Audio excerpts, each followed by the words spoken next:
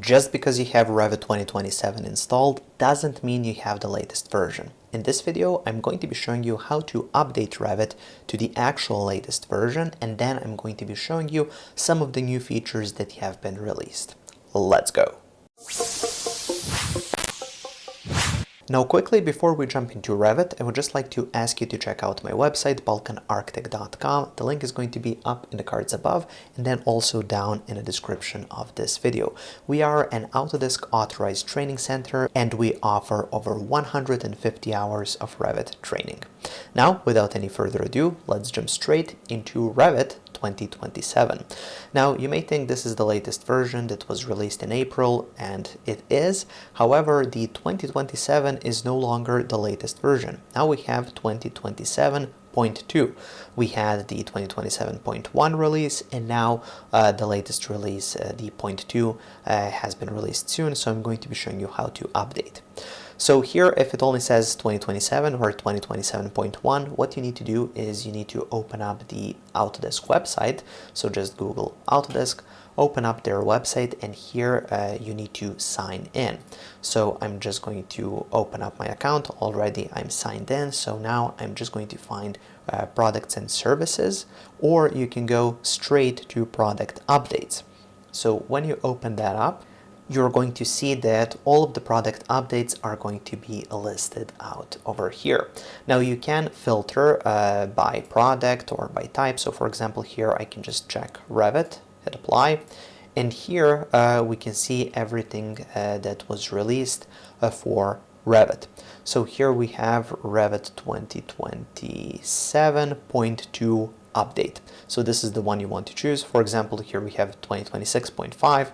Of course, if you want to update your 2026 Revit, you can do it here. I'm currently looking for 2027 update, and this is the latest one. So I'm just going to hit download here. Once the download is complete, you can simply click here. Now, before you start this whole process of installing the update, I would recommend that you close down Revit. So I'm just going to go here and click close. Now the installation process has started, so we can install the update. Now, once the update has been finalized, we can simply hit finish, and then we can start Revit 2027 again. And here in Revit, we can see 2027.2, so we know that the update has been installed. Now, let's discuss updates. So here we have a floor that has a model pattern that was applied to it. And something that you may already know is that if you use the tab key, you can highlight the grids inside of this pattern, and then when you highlight the grid, you can use the rotate tool or the align tool or the move tool in order to move it around or perhaps adjust it at a different angle. Now this was useful, but it was kind of clunky and you had to do it in the model. You couldn't really adjust the pattern itself. Well, now with the new update, we can do that. So if I go to the Manage tab and then open up additional settings, here under Fill Patterns, and if I go to Model Fill Patterns, if I select one of these patterns, like this one here, for example, and then if I go to Edit Fill Pattern, now you will see that we have a rotation angle parameter here. So if I set this to 45, for example, click OK, and then OK again, as you can see, the pattern will be rotated.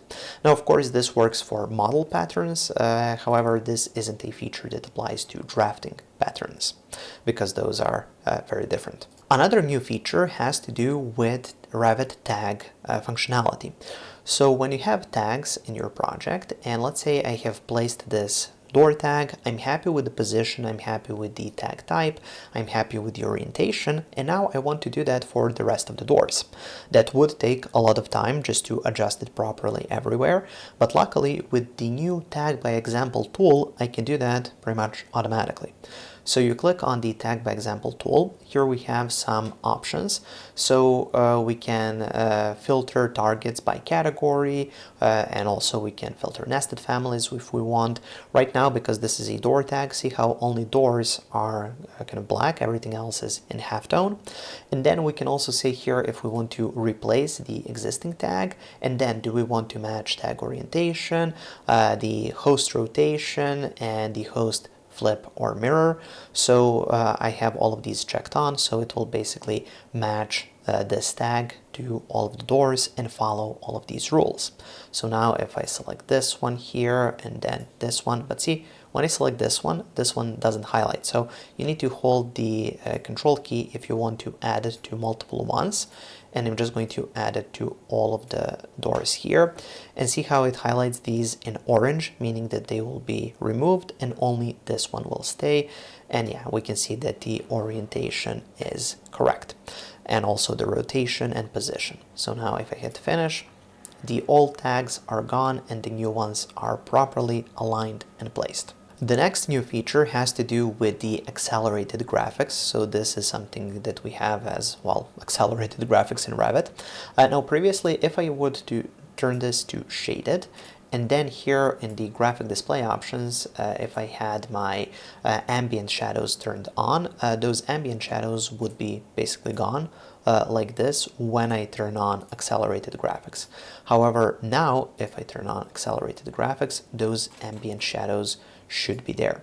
However, if I try this here, let's see, if I hit cast shadow, so yeah, for some strange reason, it doesn't work until you have cast shadows turned on, but then it shows the ambient shadows. Let me try this. Okay, so you have to have them both turned on, but it only shows the ambient shadows and not the cast shadows. Obviously, for cast shadows, it would cast the shadow. If I turn off accelerated graphics, yeah, there is that cast shadow. So it's kind of weird, and please tell me in the comment section below, does this functionality work properly for you, or does it have this weird bug that I seem to be experiencing? Moving forward, let's talk about the Autodesk Assistant. So if I go here to View and then on the user interface, if I turn on Autodesk Assistant, you can see here that it's currently in tech preview. So we have this option, and then in the settings, we can turn it on and off. So actually it wasn't in tech preview, now it is. So basically just keep it in tech preview if you want to see all of the latest features being released as you use it. Now, from what I understand, Autodesk Assistant was improved a little bit, and yeah, it was okay, not really that great, kind of hit and miss. Previously, I have a whole video on that. You can find it in the cards above or down in the description of this video. So if you want to check out that video on the Autodesk Assistant, so now it's supposedly working a little bit better, has a bit more functionality, but nothing terribly new for now. Now let's move over to something that I find really useful, and that's here in the project browser. If I open up a sheet, something that was really annoying with Revit sheets is this title line. So you could have a title line on your view that's placed on a sheet, but in order to adjust it, you can select the title line to move it around, but if you want to adjust the length, you would have to click on the view itself, and then you could adjust the length. Well, now that's finally fixed, so now you can just select the title line, you can move it however you like, and here you can adjust the length, and you can even snap it to different items that you have on the screen or on the sheet itself. So a really useful update. And that's going to conclude this video on some of the most important new features and the latest couple of releases for Revit 2027. Thank you for watching, guys. Make sure to check out my website, balkanarchitect.com, for more Revit courses. There I have over 120 hours of content, and I'm adding more each week. Make sure to subscribe for more videos, and also I've added a video over there that might interest you as well.